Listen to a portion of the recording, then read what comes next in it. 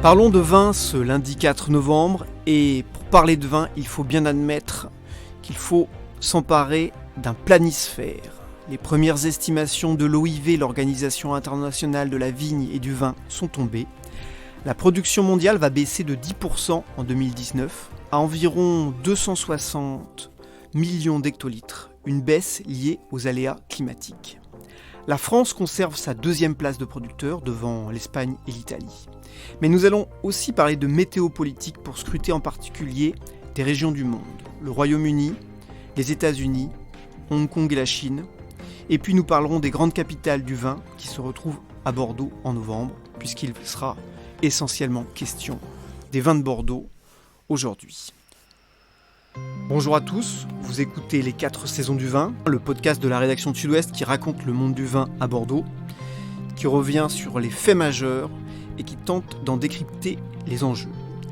Saison 2, épisode 3.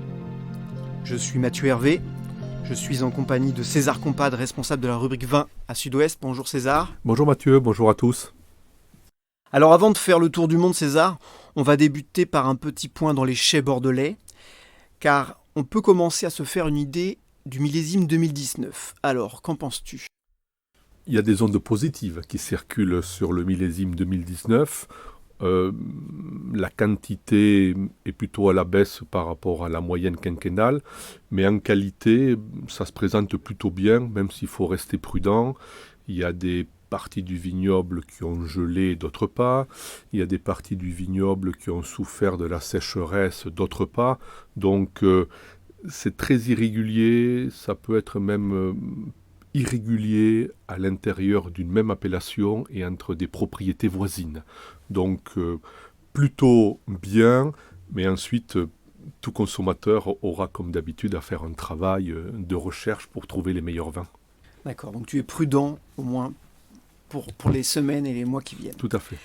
Alors, on va parler du contexte à Bordeaux, évidemment. Et le premier élément qui vient, c'est la grosse transaction de la semaine dernière, César, puisque 58 hectares ont changé de main à Margaux pour une somme de 60 millions d'euros. Tu as consacré un large article la semaine dernière à cette transaction. Alors, dis-nous en plus. C'est la plus grosse transaction de l'année en Gironde. Le vendeur est le Crédit Agricole qui se désengage d'un certain nombre de propriétés. La Tour de Mons étant à Margaux, c'est la propriété la plus haut de gamme du Crédit Agricole. Et elle est vendue à une famille discrète, mais qui est devenue la principale famille de Margaux en termes de surface. C'est la famille Perraudot, une famille qui a fait fortune dans le gaz et dans le pétrole, qui est installée à Londres et qui a déjà 2 propriétés à Margaux, le château Labégorce et le château Marquis d'Alesme. C'est donc une très grosse transaction assurée par une famille qui a de gros moyens. À quoi correspond, selon toi, cette stratégie d'acquisition à Margaux ? En fait, il y a une véritable poule aux œufs d'or dans les grands crus classés, parce qu'il faut le savoir, à Margaux, à Sauternes et dans les Graves, les crus classés ne sont pas attachés à une assiette foncière. Ce qui veut dire qu'un cru classé, comme Marquis d'Alesme, prenons un exemple, peut très bien intégrer dans son assiette foncière les hectares les plus qualitatifs aujourd'hui contenus dans la Tour de Mons. Ces hectares rentrés, entre guillemets, à Marquis d'Alesme, peuvent devenir, si la famille le souhaite, du Marquis d'Alesme, avec le prix qui va avec. Aujourd'hui, la Tour de Mons est environ à 25 € la bouteille, Marquis d'Alesme est à 40 € la bouteille, donc on peut faire une très belle culbute en achetant du foncier et en l'intégrant à l'intérieur d'un cru classé. C'est d'ailleurs la raison principale qui fait que dans les appellations les plus prestigieuses, à Margaux, à Saint-Estèphe, à Pauillac, à Pessac-Léognan, les producteurs s'arrachent les fonciers disponibles à coût de millions d'euros parce qu'il y a beaucoup d'argent à faire. Éclairage intéressant. Alors un autre événement de la semaine écoulée, c'est la démission d'Hervé Grandot de son poste de président de la Fédération des grands vins de Bordeaux. l'instance qui rassemble les 5800 viticulteurs du département. Hervé Grandeau avait été condamné à 6 mois de prison avec sursis en juin dernier pour tromperie et falsification sur ses vins. Alors Hervé Grandeau, tu l'as rencontré la semaine dernière. Que t'a-t-il dit ? Je l'ai rencontré la semaine dernière. J'ai rencontré un professionnel en même temps touché par cette épreuve, puisque ça fait 4 mois qu'il est quand même ballotté, en même temps touché et en même temps offensif, parce que c'est un syndicaliste, il est offensif. Il m'a dit une chose assez intéressante, il m'a dit « je ne suis pas un fraudeur ». Je n'ai pas fraudé, je suis issu d'une famille travailleuse, qui a une réputation chez nous, à Tresse, et donc je n'ai pas fraudé. En fait, il y a plusieurs niveaux de fraude dans le monde viticole, en tous les cas perçus comme tels. La fraude, la vraie fraude, entre guillemets, importante, c'est, exemple, je fais venir du vin du Languedoc-Roussillon et il vient sur ma propriété ou dans mon négoce et c'est vendu en tant que Bordeaux. Ça, c'est une grosse fraude. Autre fraude importante, je suis en appellation Bordeaux. J'ai également des activités à Saint-Émilion et je vends du Bordeaux, qui est une appellation moins prestigieuse, en Saint-Émilion, ce qui veut dire que je fais une culbute économique. Voilà dans l'esprit viticole ce que sont vraiment des fraudes. Et pour Hervé Grandeau, ce qu'il a fait sur son exploitation, il n'emploie pas le mot fraude, il emploie le mot négligence. J'ai fait preuve de pas suffisamment de contrôle et il emploie le mot traçabilité. En fait, ce qui s'est passé, c'est qu'il a récolté du vin, une masse de vin sur son exploitation. Et ce vin n'a pas été toujours à la bonne année, ou n'a pas été toujours entre Bordeaux et Bordeaux supérieur. Donc, à mes yeux, c'est quand même grave, parce que c'est la règle de base de l'appellation. Depuis 80 ans, on construit la notion d'appellation à travers cette traçabilité importante. Un vin d'une parcelle n'est pas le vin d'une autre parcelle, le vin d'une année n'est pas le vin d'une autre année. Donc c'est quand même des négligences importantes, mais dans l'échelle des fraudes, Hervé Grandeau considère qu'il n'est pas dans l'échelle élevée, il ne parle pas du mot fraude, il ne se considère pas comme un fraudeur. D'accord. En tout cas, dans le contexte actuel où les vins de Bordeaux ont besoin d'une image positive, effectivement, ça tombait particulièrement mal, cette histoire. Tout à fait, tout à fait. D'ailleurs, il le reconnaît parce que je lui ai posé la question, il a eu du mal à répondre, mais il a eu cette phrase, en tous les cas, ça n'a pas fait de bien à Bordeaux. Mais il y a d'autres choses à son point de vue qui sont plus importantes que son affaire personnelle. Alors des éléments effectivement qui sont difficiles pour les vins de Bordeaux aujourd'hui, et là on va se déplacer au niveau international. On va débuter un très rapide tour du monde. On va d'abord aller au Royaume-Uni sur le front du Brexit. Et sur ce sujet, les dernières informations semblaient relativement rassurantes, puisque on avait entendu que le gouvernement britannique pourrait suspendre finalement l'obligation de formalité administrative pour les vins communautaires. Il faut savoir que le Royaume-Uni, c'est la 4e destination en volume et en valeur pour les vins de Bordeaux. Donc c'était un élément important. Est-ce que c'est une vraie bonne nouvelle ou pas ? Alors, je rappelle le chiffre clé. 1 euro sur 2 qui rentre dans la filière bordelaise vient de l'étranger. 50% du business en valeur vient de l'étranger. Donc, tout ce dont on va parler est au cœur des activités des producteurs, des coopérateurs et des négociants bordelais. Premier dossier sur le Brexit. Effectivement, une information est arrivée cette semaine, mais j'ai enquêté. C'est une petite bonne information, mais en aucune manière cela n'enlève les doutes qui existent chez les professionnels bordelais. Il y a beaucoup de points d'ombre. Comment on va exporter? Est-ce qu'il y aura des nouvelles normes techniques? On m'a rappelé que les vins de Bordeaux sont exportés dans 150 pays. Les normes sont très différentes. Tout dépendra de ce que fera l'Angleterre. Est-ce qu'elle mettra des normes, pas des normes? En tous les cas, rien n'est vraiment levé. Donc effectivement, toute la question des formulaires, des analyses spécifiques, des certifications pour l'importation en Grande-Bretagne, tout ce problème n'est pas levé. Tout ce problème demeure. D'accord. Alors, deuxième front ouvert pour les vins de Bordeaux, c'est la fameuse taxe aux États-Unis, la taxe à 25% voulue par Donald Trump.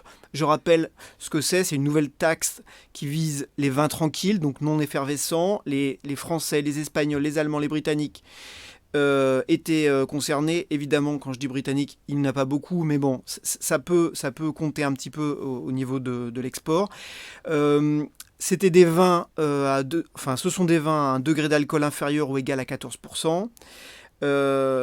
Pour les États-Unis, à Bordeaux, les États-Unis à Bordeaux, c'est le deuxième marché en valeur, le troisième en volume. Alors que te disent tes contacts dans la filière à ce propos ? Ils me disent que c'est une mauvaise nouvelle de plus, puisque on l'a vu ensemble, Hervé, depuis quelque temps, difficultés en France, difficultés sur le marché du vin rouge. Donc effectivement, avec les 3 dossiers qu'on va avoir maintenant, Angleterre, États-Unis, Hong Kong, c'est pas du tout des bonnes nouvelles. Ce que me disent mes contacts, c'est que, évidemment, les Américains, au fin fond de leur État, de leur ville, sont en train de se dire que les vins européens vont devenir plus chers. Il faut savoir que dans ce pays, on consomme beaucoup de vins australiens, chiliens, argentines, donc ce qui fait qu'il y a des ondes négatives qui circulent autour des vins européens. Évidemment, ce n'est pas une bonne nouvelle. Mais je tiens quand même à dire quelque chose. Autant sur le marché anglais que sur le marché américain, une grande partie des vins vendus par le Bordelais sont vendus par des négociants. Les négociants, ce sont des hommes d'affaires. Ça fait des dizaines d'années, voire des siècles, pour certains négociants qui s'adaptent, ces gens-là s'adaptent à la majorité des problématiques dans le monde. Une dictature, pas une dictature. Une hausse des taxes, pas une hausse des taxes. Oui, il faut être inquiet, mais ce ne sont pas des amateurs. Et ces gens-là, les contacts que j'ai eus, ils ont déjà été aux États-Unis, ils préparent leurs importateurs, les problèmes, entre guillemets, vont être lissés parce que les hausses devraient être lissées entre les différents intervenants, les importateurs, les détaillants, les traders. Donc voilà, ne noircissons pas trop le tableau. Il y a des commerçants performants et on fera le bilan plus tard. Business as usual. Exactement. Rappelons juste que les exportations de spiritueux aux États-Unis, ça a représenté 1 milliard d'euros en 2018. Voilà. Combien en 2019 ? Eh ben on verra. Voilà. Troisième point chaud, César, c'est Hong Kong. Une situation politique pour le moins instable. Il y a des manifestations pratiquement toutes les semaines. La situation politique est assez difficile à décrypter avec un jeu évidemment chinois qui est très, très compliqué à analyser. En attendant, ce qui nous intéresse ici, c'est que pour les vins de Bordeaux, par exemple, l'événement Bordeaux Wine and Dine a été annulé au mois d'octobre. C'était un moment fort de la promotion des vins, donc évidemment c'est toujours embêtant. Mais au-delà de la promotion des vins, ce qu'il faut rappeler, c'est que et les négociants, les exportateurs le disent souvent, Hong Kong, on dit que c'est la porte d'entrée et la porte de derrière pour le marché chinois. Donc évidemment, là, il y a un gros point d'interrogation. Gros point d'interrogation. Depuis 2 ans déjà, le marché chinois est à la baisse. Et ce qui arrive à Hong Kong, évidemment, n'améliore pas la situation. Vous l'avez dit, c'est la porte d'entrée de l'immense marché chinois. Nombre d'opérateurs bordelais voyagent beaucoup à Hong Kong. C'est une place forte et j'ai eu des échos il y a quelques jours. Les restaurants sont vides, des affaires ne se font pas. Évidemment, on est à 2 doigts d'une révolution, donc acheter du vin, c'est quand même peut-être pas la première préoccupation. Et voilà, et donc ça se comprend et ça c'est vraiment un coup dur. Ça, c'est vraiment un coup dur. Alors après, les opérateurs bordelais et d'autres vignobles peuvent aller directement en Chine continentale, mais les règles ne sont pas les mêmes, les taxes ne sont pas les mêmes. Il faut avoir travaillé les marchés intérieurs depuis quelque temps et ne pas avoir mis toutes ses billes sur le marché de Hong Kong. Donc voilà, encore une partie du monde qui est déstabilisée pour une raison politique, comme vous l'avez annoncé. On va terminer sur une note quand même bien plus positive. Et c'est une partie du monde qui arrive à Bordeaux cette semaine, puisqu'il y a un rendez-vous international qui se déroule à Bordeaux. C'est The Great Wine Capitals. C'est les capitales du vin en fait, qui se réunissent à Bordeaux. Alors, qu'est-ce que c'est ? C'est un réseau mondial qui réunit à peu près 150 représentants de grandes métropoles étrangères. Hein. Alors, j'espère ne pas en oublier. C'est des métropoles étrangères célèbres pour leurs vignobles. Donc, il y a Adélaïde, Bilbao, Lausanne, Mayence, Mendoza, Porto, San Francisco, Valparaiso, Casablanca, Vérone, Bordeaux. Il y a des conférences, il y a des visites, il y a des visites techniques, il va être beaucoup question apparemment du réchauffement climatique. C'est un bon coup de projecteur pour Bordeaux, bien sûr, mais surtout, il y a les trophées Best of Wine Tourism qui vont être remis. Et là, il est question évidemment de no-tourisme. Et le no-tourisme, c'est quelque chose dorénavant qui est capital. C'est un créneau crucial pour les propriétés. Explique-nous ça. C'est un congrès important qui se tient à Bordeaux cette semaine, congrès de l'onotourisme, un réseau qui existe depuis une vingtaine d'années, sur lequel, il faut le souligner, c'est la CCI de Bordeaux qui a été moteur et initiateur. 150 professionnels se réunissent ici cette semaine pour aborder plusieurs sujets, mais surtout pour se comparer les uns aux autres, parce que la France, il faut le dire, était plutôt en retard par rapport à d'autres nations sur le no-tourisme qu'on a pu voir en Californie, en Afrique du Sud, même dans la Rioja où je suis allé il y a quelque temps. Ils sont très performants. Il me semble que Bordeaux rattrape très rapidement son retard et tout le monde a compris qu'il y avait deux enjeux. Un, recevoir du monde au château et évidemment vendre du vin. Tout ça a une finalité commerciale, mais également il y a des questions d'image, et notamment pour les grands crus, on le sait, augmentation des prix, image un peu troublée, beaucoup d'exportations et pas beaucoup de ventes en France. Il y a nombre de propriétés qui ont besoin de redorer leur image et de retrouver une légitimité sur le marché français.